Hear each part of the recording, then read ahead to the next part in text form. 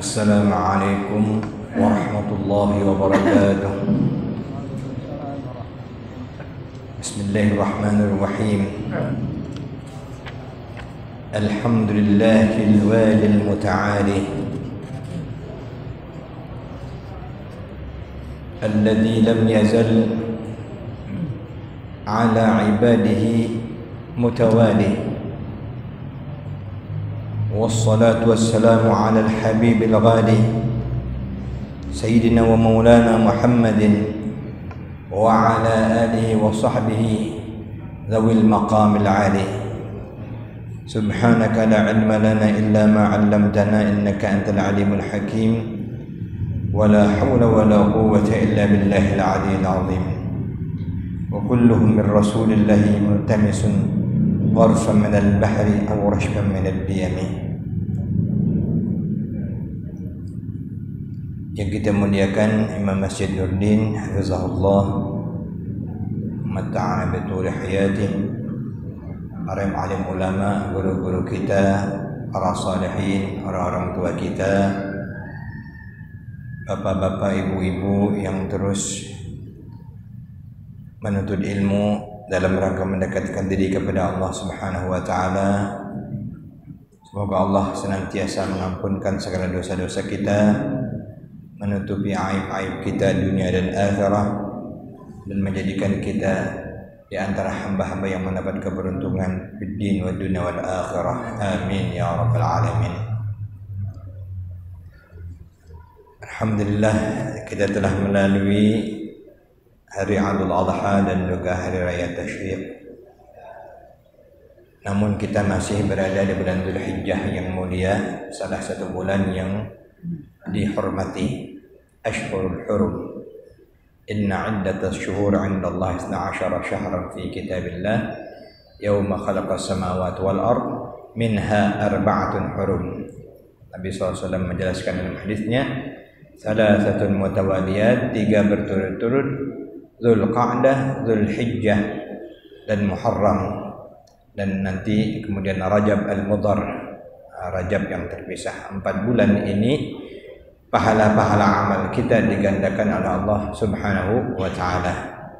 Mudah-mudahan menuntut ilmunya kita malam hari ini pun dicatat sebagai amal soleh di sisi Allah Subhanahu wa taala. Amin ya rabbal alamin. Malam hari ini kita akan mengenal nama Allah Subhanahu wa taala Al-Muta'ali. Al-Muta'ali adalah nama Allah Subhanahu wa taala yang ke-78. Al-Muta'ali artinya yang maha tinggi. Jadi ada kesamaan dengan Al-Ali. Namun Al-Muta'ali ini dengan sigat mutafa'il atau muta'ali, yang tinggi lagi meninggi. Dialah yang tidak ada martabat yang melebihinya. Dia sangat tinggi karena dia sangat berkuasa. Tidak ada sesuatu juga pun di alam ini yang terlepas dari kekuasaan Allah. Dia yang maha tinggi karena dia yang menciptakan segala sesuatu. Al-Muta'ali.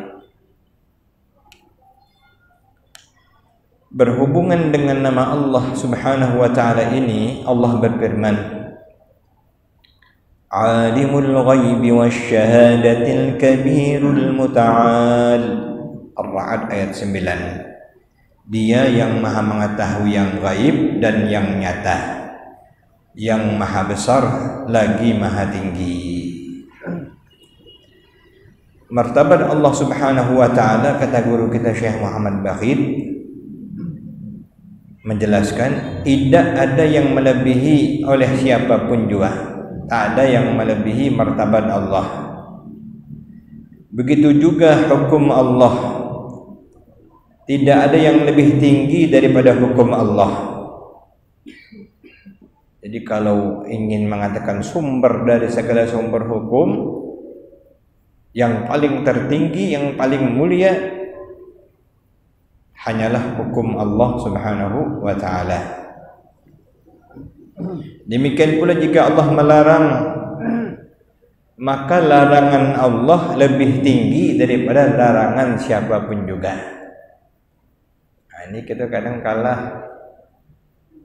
Jangankan larangan Allah, dengan larangan bini kita kalah. Ya. Atau dengan ada orang yang berkuasa, kita lebih takut kepadanya daripada kepada Allah. Padahal larangan yang paling patut, paling wajib kita utamakan untuk mencegah jangan sampai kita melanggarnya adalah larangan Allah Subhanahu wa ta'ala. Orang yang beriman dengan nama Allah Al-Muta'ali, maka ia mempunyai keinginan yang tinggi. Keinginan yang tinggi itu ialah ma'rifat kepada Allah. Dalam istilah tasawuf disebut dengan al-himmah, al-himmatul 'aliyah, yang memiliki cita-cita yang tinggi atau keinginan yang tinggi. Dan kita wajib memiliki himmah 'aliyah tersebut, yaitu ma'rifatullah, mengenal Allah Subhanahu wa ta'ala. Dulu di awal kitab ini guru kita menyatakan bahwa orang yang tidak ada keinginan untuk ma'rifatullah, tidak ingin mengenal Allah, andai nanti dia adalah ahli syurga sekalipun, dia tidak dapat memandang wajah Allah Subhanahu wa ta'ala. Padahal memandang wajah Allah inilah hadiah yang paling tertinggi, bonus yang paling tertinggi untuk ahli syurga. An-nazar liwajhillahil karim, memandang wajah Allah Subhanahu wa ta'ala. Apabila ada keinginan dalam hati untuk ma'rifat kepada Allah, apabila beribadah, maka ibadahnya adalah sebagai usaha untuk mendekatkan diri kepada Allah, maka berarti sudah mendapatkan buah keimanan kepada nama Allah Al-Muta'ali. Jadi orang yang beribadah semata-mata untuk mendekatkan diri kepada Allah yang maha tinggi, berarti dia telah mendapatkan buah keimanannya kepada nama Allah Al-Muta'ali. Jauh daripada riya, jauh daripada takabur, jauh daripada sum'ah, ingin diketahui orang. Dia semata-mata hanya ingin mendekatkan dirinya kepada Allah Subhanahu wa ta'ala, maka itu adalah buah dari keimanannya kepada nama Allah Al-Muta'ali. Karena sudah mempunyai keinginan yang tinggi, tak ada keinginan yang lebih tinggi daripada keinginan kita ma'rifatullah, mengenal Allah, mendapatkan ridha Allah. Allahumma inni as'aluka ridhaka wal jannah wa a'udzubika min sakhatika wan nar. Orang yang mengharap syurga atau takut neraka dalam beribadahnya, kalau semata-mata hanya ingin syurga saja atau karena takut dengan neraka saja, maka ibadahnya tersebut masih mempunyai keinginan yang rendah. Makanya dulu ada disebutkan, ada orang beribadah ini beberapa macam. Di antaranya adalah ibadah, itu ibadah berdagang, ibadah menggalih. Dia nak dapat untungnya saja, ya, mencari keuntungan yang ukurannya adalah memenuhi keinginannya. Tapi ada juga orang yang beribadah memang semata-mata karena Allah Subhanahu wa ta'ala dan hanya ingin ridha Allah. Seorang wali Allah perempuan sesuai dengan makamnya. Kalau kita belum sampai pada makam itu, beliau mengatakan,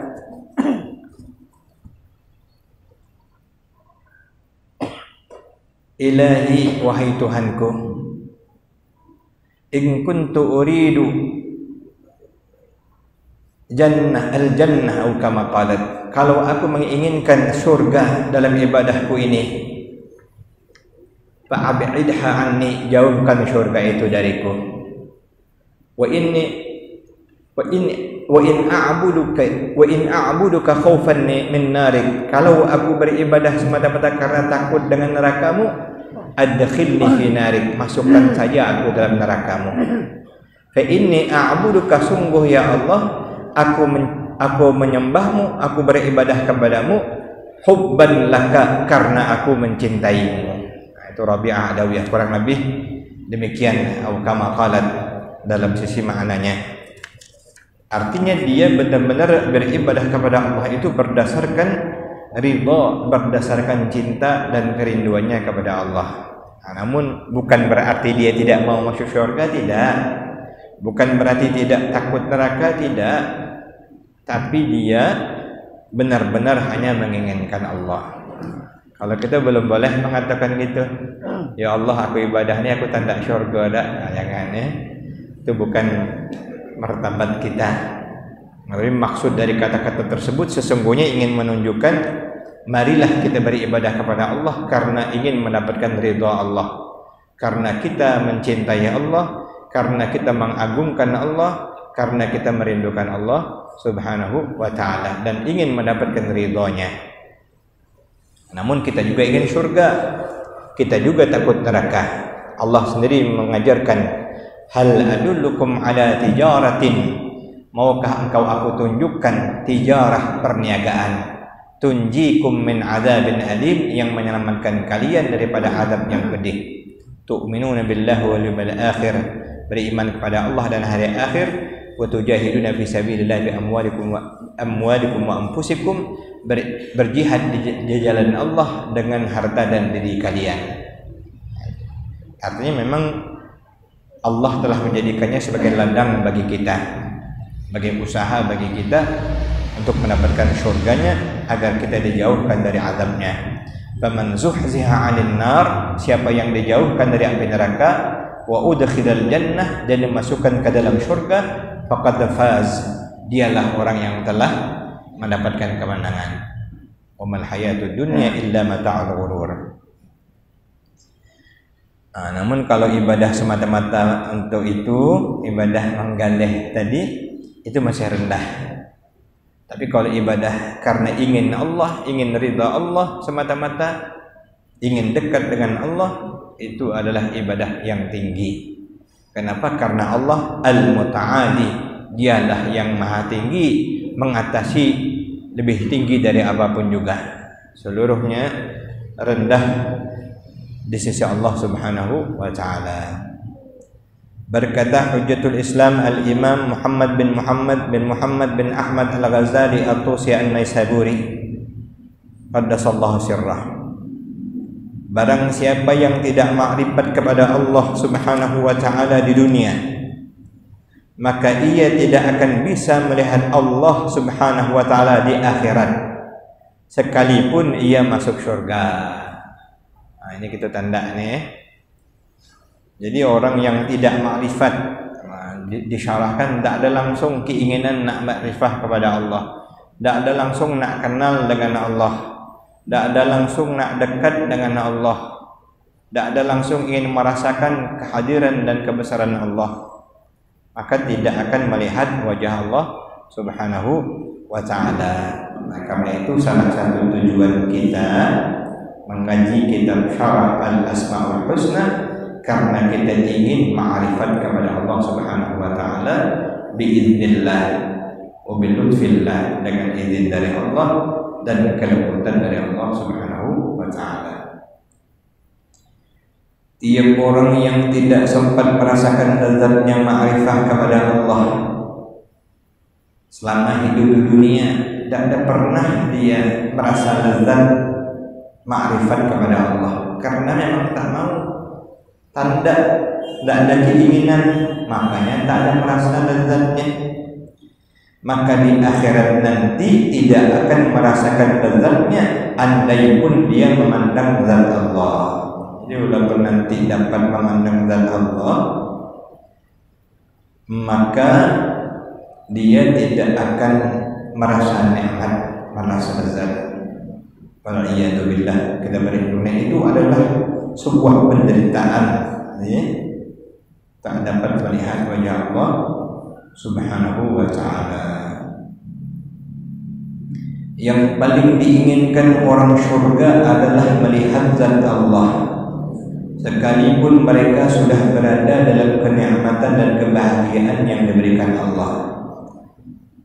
Namun apabila Allah Subhanahu wa ta'ala bertajalli dan mereka melihat Allah, maka semua kenikmatan itu yang didapatkan daripada indahnya surga dan sebagainya dalam isinya itu, kalau melihat Allah, hilang kenikmatan yang lain itu, kalah semuanya dengan kenikmatan melihat Allah yang maha tinggi. Makanya ada ungkapan terpana, itu ada ungkapan sufi. Kalau dari zahir lafaz, na'udzubillah, dituduh syirik, dituduh kafir, karena memang bunyinya bertentangan, tapi setelah dipahami ternyata maknanya lain. Bunyinya ala bi dzikrillahi tazdadu dzunub. Ketahuilah dengan berzikir kepada Allah dosa bertambah. Makanya orang sufi dulu ada yang mengatakan seperti itu, dituduh kafir, padahal dia mengucapkannya dalam keadaan tidak sadar. Ternyata maksudnya orang yang telah ma'rifat kepada Allah, ketika musyahadah menyaksikan kebesaran Allah, terpana dengan keagungan Allah, kallat lisannya menjadi kaku, tidak bisa berbuat apa-apa lagi, tercengang. Kalau masih lidah bergerak, mata mandang melek-melek, berarti kan masih belum terpana. Tapi kalau sudah terpana, lidah pun kaku, itu baru sampai kepada tahap ma'rifah. Memandang misalnya macam wanita-wanita yang memandang Nabi Yusuf waktu di berjalan di hadapan mereka, itu mereka terpana. Ada sempat lagi cerita, kalau masih cerita dia belum sampai kepada tahap merasakan nikmatnya, tapi ketika mereka melihat, terpana, tercengang, tangan pun terpotong. Nah, itu dikatakan kalau andai Nabi kita itu dibukakan hijabnya, ketika orang memandang hijab jalal yang menutupi hijab jamalnya, bukan hanya tangan yang terpotong, jantung yang terpotong. Kalau hakikat Nabi Muhammad, keindahan Nabi Muhammad diperlihatkan.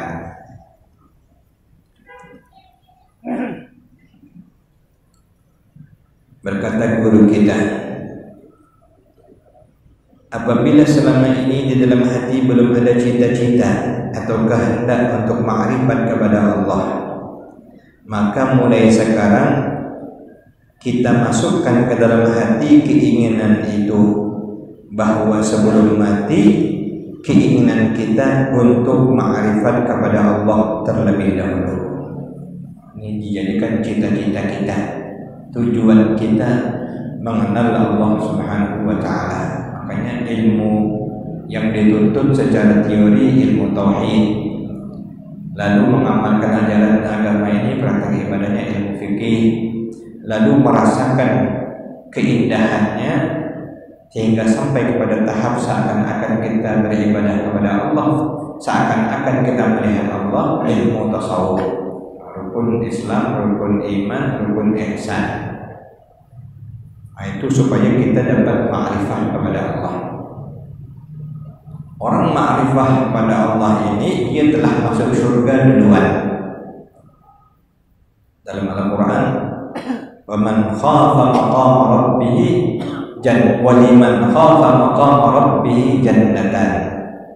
Dan bagi orang yang benar-benar takut, ditafsirkan oleh ulama sufi dengan ma'rifat kepada Allah, dia telah mendapatkan jannatan, dua syurga. Jannatul ma'rifah di dunia, surga ma'rifat kepada Allah sewaktu di dunia. Wa jannatul al-khuld fil jannah fil akhirah, surga yang kekal abadi di negeri akhirat. Ma'rifah ini adalah buahnya, namun wajib kita tuntut, kita bercita-cita mendapatkannya.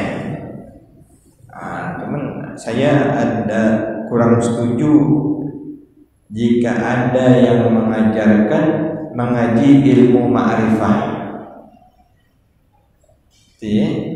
sama dengan karena itu adalah anugerah Allah. Kalau bercita-cita, bersungguh-sungguh dengan ilmu-ilmu tadi kita belajar tapi kita amalkan, itulah membuahkan ma'rifah kepada Allah Subhanahu wa ta'ala. Jika yang dimaksud itu tidak masalah. Tapi kalau nanti ujung-ujungnya kajiannya lain, ngaji apa nih? Ngaji ma'rifat, memulailah ngaji tentang Tuhan, ngaji tentang rumus-rumus, ngaji tentang tanda-tanda, kode-kode, lukisan-lukisan, itu lainnya. Karena dia harus bersatu tauhid, fikih dan tasawuf. Itu tidak boleh terpisah. Seorang ulama besar waliullah yang dikenal dengan Al-Idrusul Akbar, atau gelarnya adalah Syamsus Sumus, mataharinya matahari, Al-Habib Abdullah Al-Idrus. Makanya ada syair tawasul kepadanya, ya Al-Idrus Syaihillah, minta dengan Allah SWT dengan keberkahan Al-Habib Abdullah Al-Idrus. Ini salah satu faedah, wallahu a'lam. Bolehlah kalau mau dilakukan, karena beliau ini seorang aulia Allah yang karamahnya bukan waktu dia hanya masih hidup saja, tetapi sampai sekarang karamahnya terus mengalir. Faedahnya itu kapan kita memakai baju tiba-tiba terbalik, misalnya terbalik baju, apakah dapat duit? Sebab waktu kita betulkan dan pakai kembali baju kita itu, hadiahkan Fatihah untuk Al-Habib Abdullah Al-Idrus. Itu insyaallah ada hal yang luar biasa. Cuman ada syair-syair yang ada di YouTube itu kan ada memang tawasulnya dengan Al-Habib Al-Idrus, cuman agak vulgar, pulus ujungnya itu. Itu kan ada, saya lupa, saya tengok di YouTube, dapat pulus berkat Al-Habib Idrus. Oke lah, teman, kalimat itu selalu lupa. Syamsus Sumus gelarannya. Cuman bolehlah, karena saya pernah dibagi amalan oleh pengarang kitab ini, dan mudah-mudahan diizinkan dan dilakukan ketika kepepet ini, tawasul dengan Al-Habib Abdullah Al-Idrus yang bergelar juga dengan Syamsus Sumus. Itu bunyi salawatnya, Allahumma sholli ala sahibun namus. Sebenarnya yang punya gelar Syamsus Sumus yang sejati adalah Rasulullah. Allahumma sholli ala sahibun namus Sayyidina Muhammad Syamsus Sumus salatan tarzuquni bihal fulus wa ala alihi wa sahbihi wa sallim. Itu salawat fulus. Memang selalu dikaitkan dengan Al-Habib Abdullah Al-Idrus. Jadi kalau kepepetnya tidak ada langsung, bolehlah ini. Teman agak vulgar sedikit. Tapi dengan Allah boleh. Tapi tentunya lakukanlah dengan cara yang lebih halus. Pilihlah yang dengan munajat dan doa-doa dan salawat-salawat. Apa kata beliau? Bahwasanya orang-orang yang hendak ma'rifah kepada Allah ia harus menjalani dan menerapkan dalam dirinya 10 macam maqam atau kedudukan. Apabila 10 macam tidak ia jalani, ia tidak akan dapat ma'rifat kepada Allah. 10 jalannya itu, kalau tidak dapat. Inilah teori ma'rifat yang diajarkan oleh Al-Habib Abdullah Al-Haddad. Kalau ingin ilmunya yang seperti ini, bukan yang macam bawa ayam hitam, kemudian lagi ada raja-raja, kemudian lagi itu bukan ya. Apabila kita hendak ma'rifat kepada Allah, kata beliau, kita mesti melangkahkan kaki untuk menaiki satu persatu maqam-maqam yang mesti dilalui. Istilah dalam tasawuf taraqi, naik tangga ya. Maqam-maqam tersebut yaitu ini disebut dengan maqamat. Bahasa Indonesia stasiun spiritual, keadaan spiritual itu yang bertingkat. Maqam yang pertama taubat. Ibadah yang tidak dimulai dengan taubat seperti membangun sebuah bangunan di atas laut. Jadi mulailah dari taubat. Kita nak menuju Allah, mulai dari taubat. Makanya di antara guru-guru kita mengajarkan kita, mulailah dengan mandi taubat. Mandi taubat, kemudian bertobat kepada Allah. Salat taubat, salat taubat 2 rakaat mestinya yang secara umum diamalkan oleh guru-guru kita habis maghrib misalnya. Ayat pertama membaca walladzina idza fa'alu fahishatan aw zalamu anfusahum dzakarullaha fastaghfiru lidzunubihim. Itu ada di buku Risalah Amaliyah karangan ulama Banjar. Mungkin juga ada di buku-buku ulama Majmu' Syarif mungkin ya.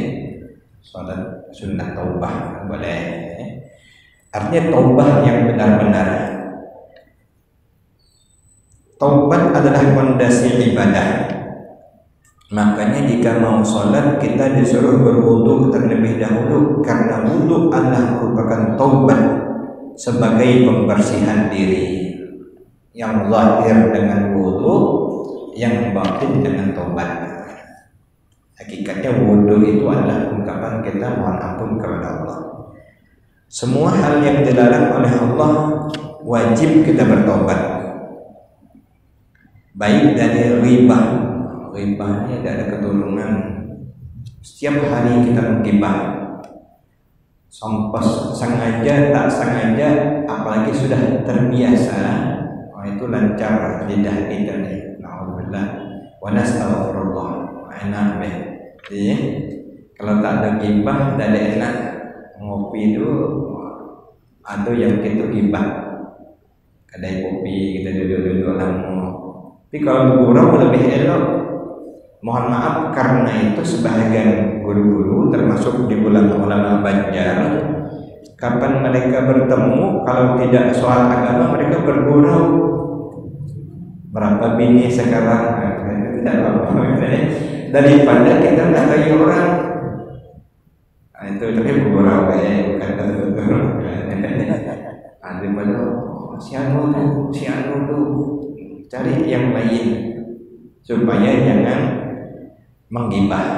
Cuman lidah kita nih cepat, kalau sudah ada yang mancing gibah itu mulai jadi astagfirullah. Taubat dari berkata-kata yang haram, makan, minum dan pakaian haram dan lainnya banyaknya.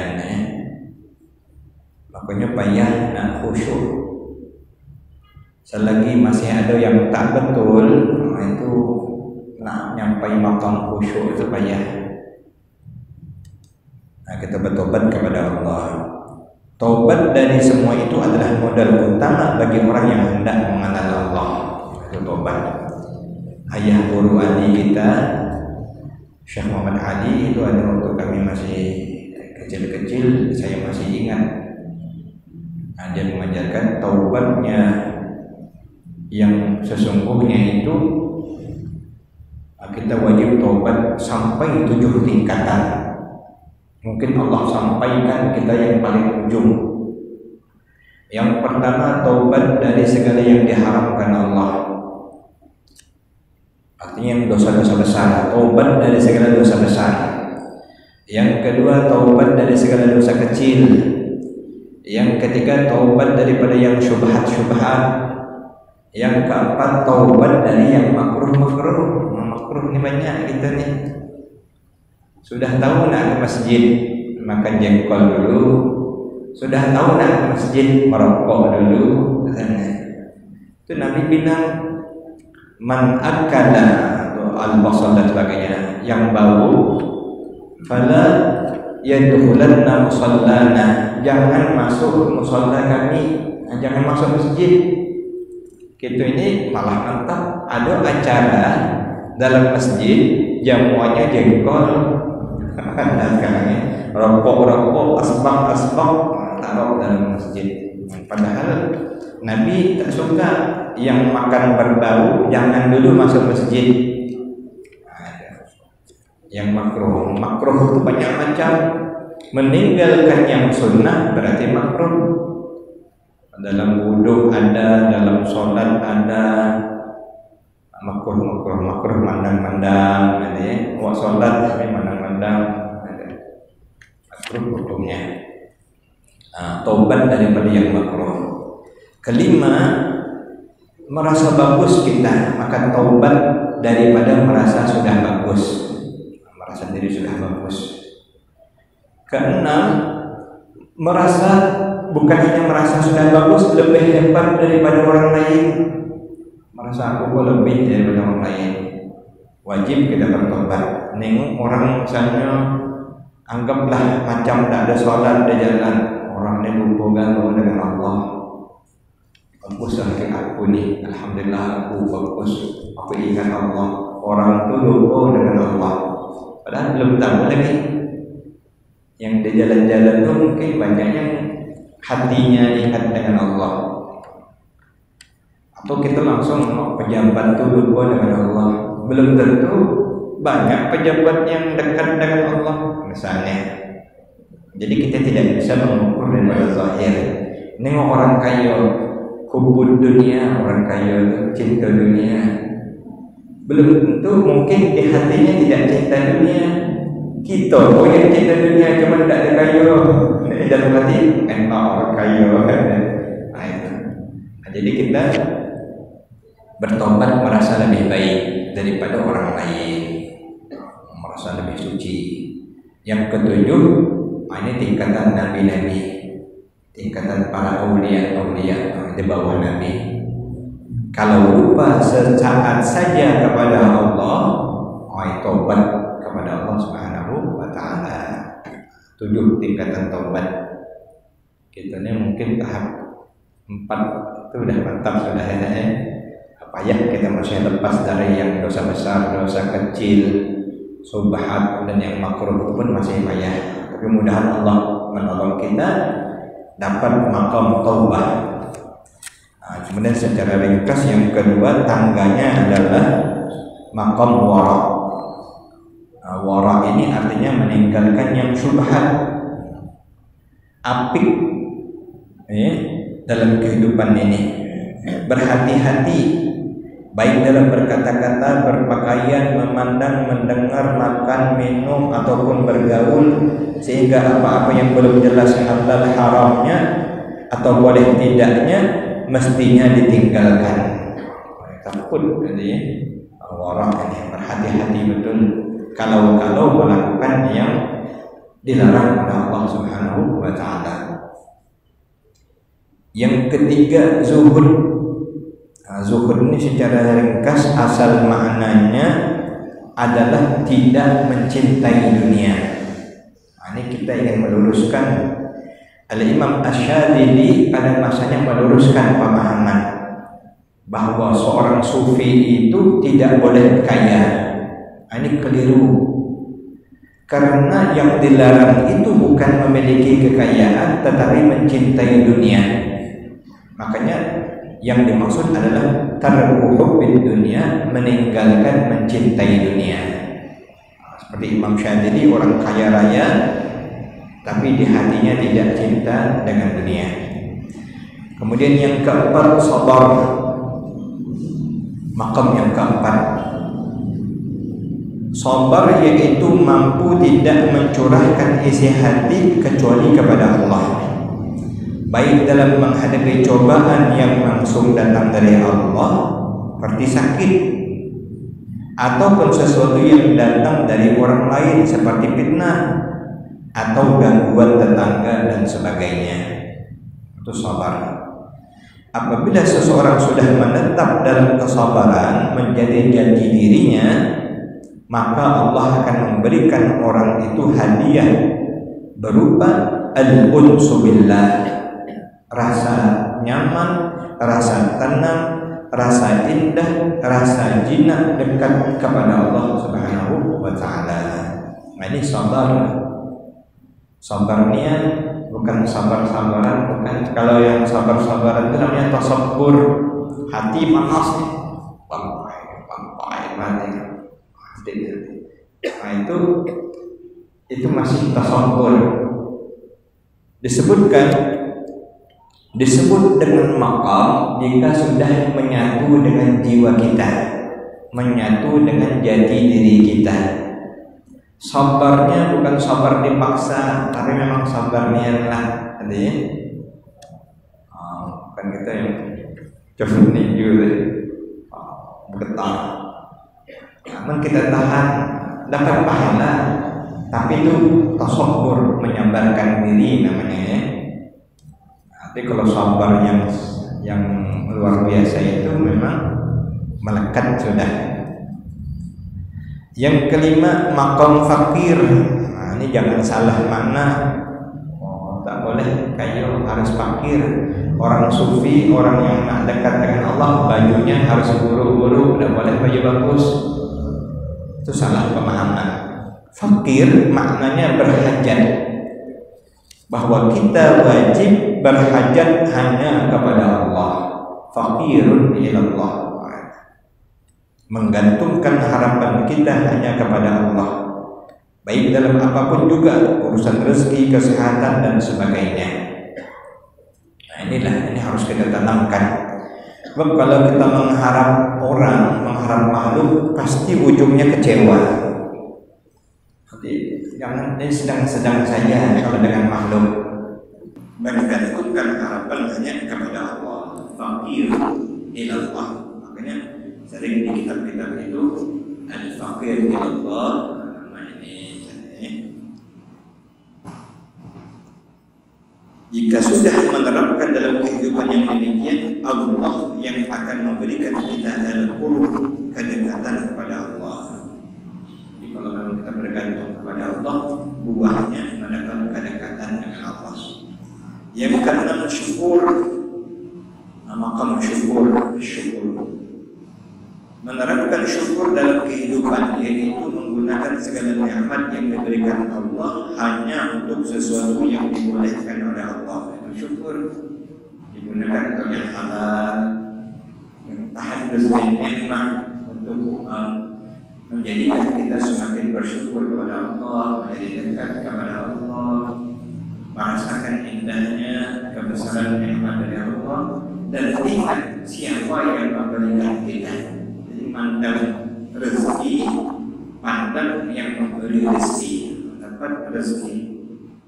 Ada orang bagi, alhamdulillah, terima kasih dengan orang yang bagi, tapi hati kita mengetahui yang memberi sesungguhnya adalah Allah Subhanahu wa taala. Itu syukur. Menggunakan segala nikmat hanya untuk sesuatu yang dibolehkan. Tidak ada satu nikmat pun yang sampai kepada kita digunakan untuk maksiat. Bersyukur. Kalau digunakan untuk yang tidak jelas, tidak ada bersyukur namanya. Dan ini syakartum la'azidannakum wa la'in kafartum inna 'adzabi lasyadid. Cuma kita ini sedang salah cara mengukur. Ketika bertambah-tambah harta, langsung kita berkah hidup orang ini, orang kaya berkah hidupnya. Ukuran berkah bukan itu.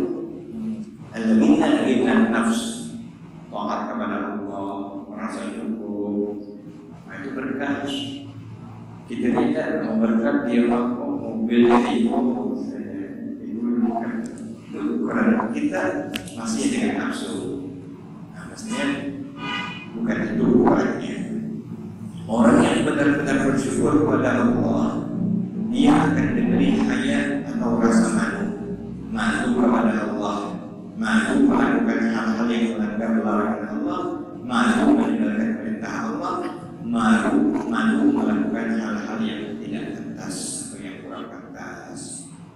Syukur itu selalu merasakan bahagia dan berterima kasih kepada Allah Subhanahu wa Ta'ala dalam segala apapun kita. Yang kedua, maqam khauf dan raja. Dulu pernah kita cerita antara takut dan harap. Jadi berimbang. Takut kepada Allah, yakin kepada Allah.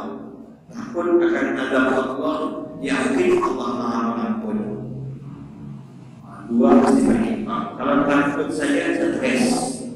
Kalau yakin saja nanti berani dan mampu Allah baik. Jadinya kita kurang ajar. Jadi mesti seimbang. Kemudian yang ke-9 makamnya tawakal. Makam tawakal. Tawakal ini bukan pasrah, tapi menyerahkannya semata-mata kepada Allah. Namun zahir kita ini berupaya berusaha. Dalam istilah tauhid kita namanya al-kasab. Al-kasab jadi itu berusaha. Begitu takut dengan corona, jadi ikhtiarlah minum yang enak, makan vitamin, olahraga. Nangar orang ada sakit corona jauh-jauh dulu. Kalau misalnya ada di YouTube itu orang sakit corona di stopnya napasnya, jadi hati-hati dan itu tawakal itu ikhtiar, tetapi hati kita bukan penuh menyerahkan kepada Allah Subhanahu wa Ta'ala dan yakin. Jika sudah sampai ke tahap tawakal itu benar-benar dalam pandangan Allah menjadi orang yang tawakal, maka kita akan diberikan Allah fana. Ini makom fana luar biasa. Tidak ada melihat lagi kecuali tenggelam dalam kebesaran Allah Subhanahu wa Ta'ala. Tidak ada yang dia lihat melainkan hanya Allah. Yang ke-10 makam yang tertinggi, makam ridha. Makam ridha menurut Imam ada adus. Kalau menurut sebagian yang lain macam Imam Al-Ghazali dan Imam Muhyiddin Ibn Arabi, makam ma'rifah dan makam mahabbah sama sebenarnya itu ya, mengenal Allah dan cinta kepada Allah. Ridha ini artinya puas dengan apa saja yang diberi oleh Allah. Nah, inilah yang kita cita-citakan. Dalam Al-Quran Allah berfirman, Ya ayyuhan nafsul mutmainnah irji'i ila rabbiki radiyatan mardiyyah fadkhuli fi ibadi wadkhuli jannati. Mudah-mudahan Allah Subhanahu wa taala meridai kita semua. Amin ya rabbal alamin. Siapa yang dapat makam ridha ini diberi Allah makam selalu bersama Allah. Dan itulah beriman dengan nama Allah Al-Muta'ali yang mempunyai keinginan atau cita-cita yang tinggi, ma'rifah kepada Allah Subhanahu wa Ta'ala. Allah Subhanahu wa Ta'ala yassarana bima'rifatihi kama yuhibbu an yu'rafa min. Semoga Allah memudahkan kita dengan izin dan ridha-Nya. Amin ya rabbal alamin. Bismillahirrahmanirrahim. Alhamdulillahirabbil alamin. Allahumma shalli ala sayyidina wa ala ali sayyidina Muhammad. Allahumma ya mu'allim Ibrahim 'allimna wa ya mufahhim Sulaiman fahimna. Allahumma afid 'alaina min tajalliyati rahmatikal wasi'ah. Allahumma afid 'alaina min tajalliyati rahmatikal wasi'ah. Allahumma afid 'alaina min tajalliyatikal wasi'ah bi lutfin wa 'afiyah. Sallallahu ala sayyidina Muhammadin wa ala alihi wa sahbihi wasallam. Walhamdulillahi rabbil alamin. Assalamualaikum warahmatullahi wabarakatuh.